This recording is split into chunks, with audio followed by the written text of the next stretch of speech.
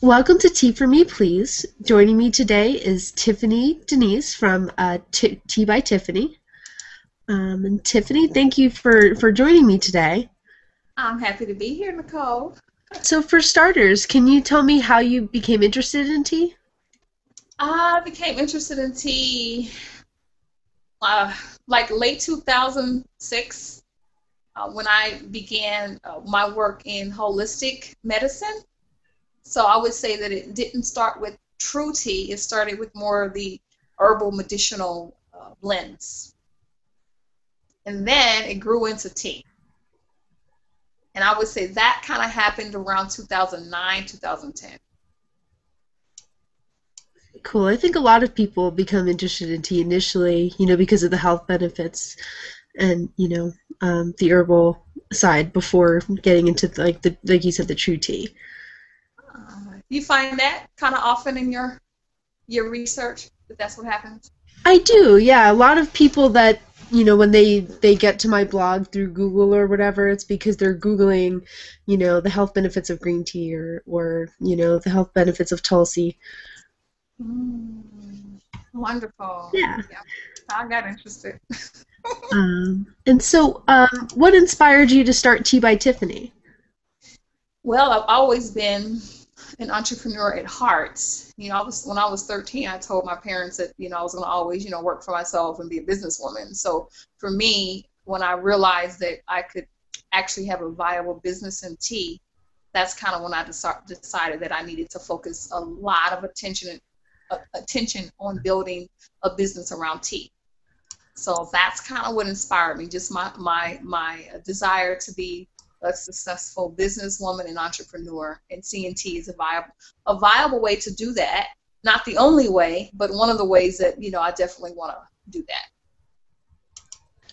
Great. And I know earlier this year you traveled to World Tea Expo Yes. out in Vegas, and so what was that like?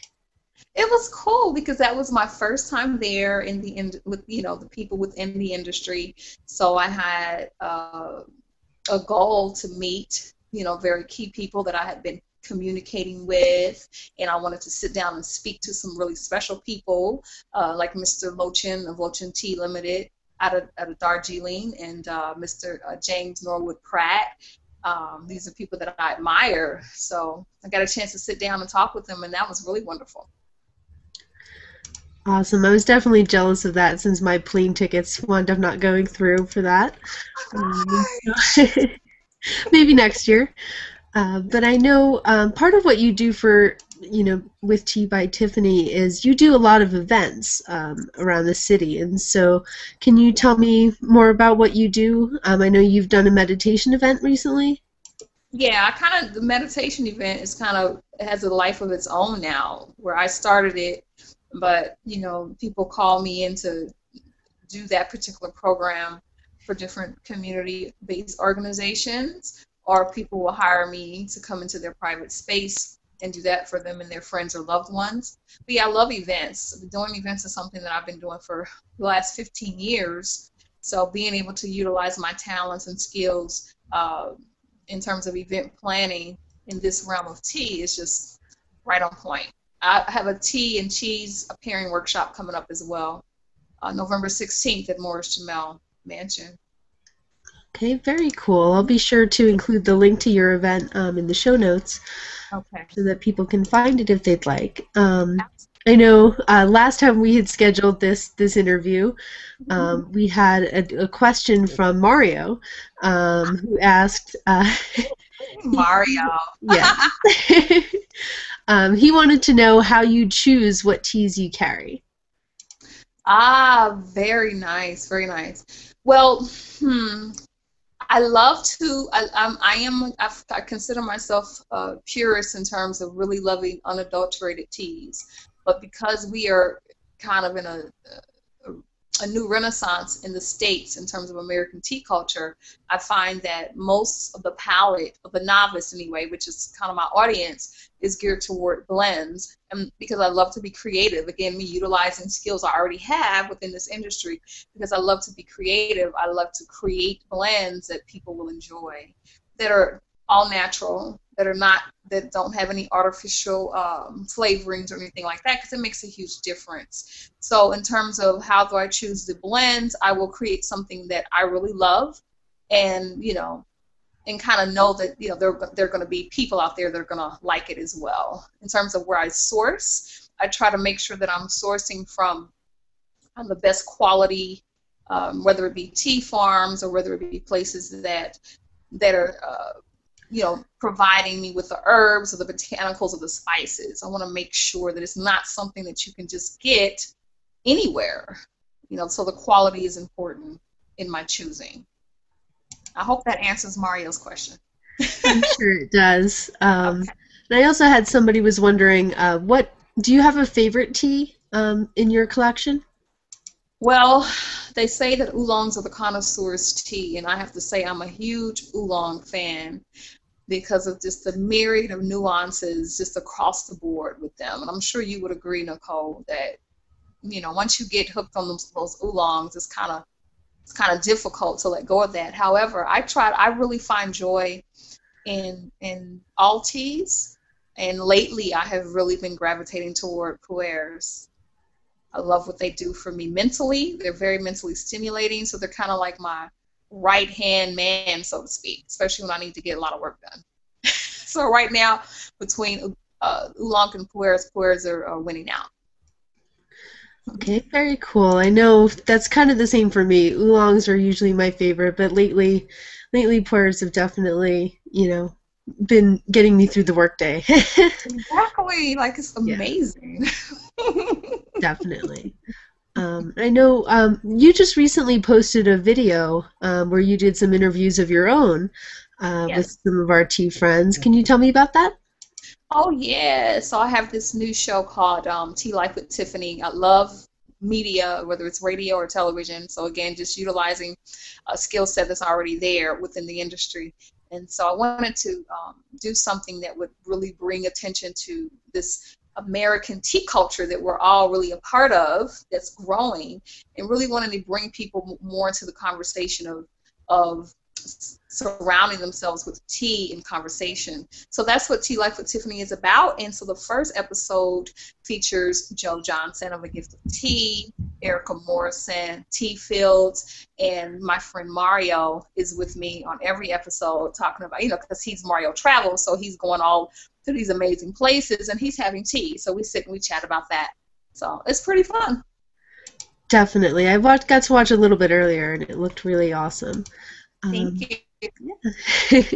And I'll definitely include a link to the video in the annotations for this video too. Wonderful. Yeah. We also had another question from Mario. Oh gosh, is he asking these questions all now? Yeah. Hi, Mario. He wanted to know how you differentiate yourself from all the competition out there. As tea's become so popular lately, and there's a lot of companies starting up now. So how do you make Tea by Tiffany stand out? Well, one of the things, like I said earlier, I'm kind of adamant about sourcing very good quality products. I'm really not interested in artificial flavorings at all, because when I taste it, I don't like it. I like if it says tea, I want to taste the tea. And so sometimes a lot of brands, they're calling it tea, but when you taste it, it doesn't actually taste like tea. It may taste like something else that they added to it. So I'm not a fan of that. So I try to differentiate myself by making sure that if it's tea that you're buying, then that's what you're going to taste. If it's an herbal blend, then you're going to taste each layer of whatever it is that I blended it with. So I blend my own teas. I don't source them out for someone else to blend. So I'm in control of every batch. For Tea by Tiffany, my focus is that it continues to be a boutique brand. I'm not interested in turning it into, a big conglomerate where I don't have control over the actual batches. So that's something that sets me apart. And I'm also interested in carrying the novice with me all the way through being an aficionado to a connoisseur. So I want to build a relationship with my customer that lasts throughout their tea drinking experience. That's great. I know as a tea drinker, I always appreciate when a tea brand's owner is a control freak. I love that, somebody like you that does, take a lot of care and time and thought into the teas that they sell. Yes, definitely. Because it's me. I feel Tea by Tiffany is actually an embodiment of me, the person, and how I got. One of the reasons why I even tried to sell tea in the first place is because people were telling me that I should do it.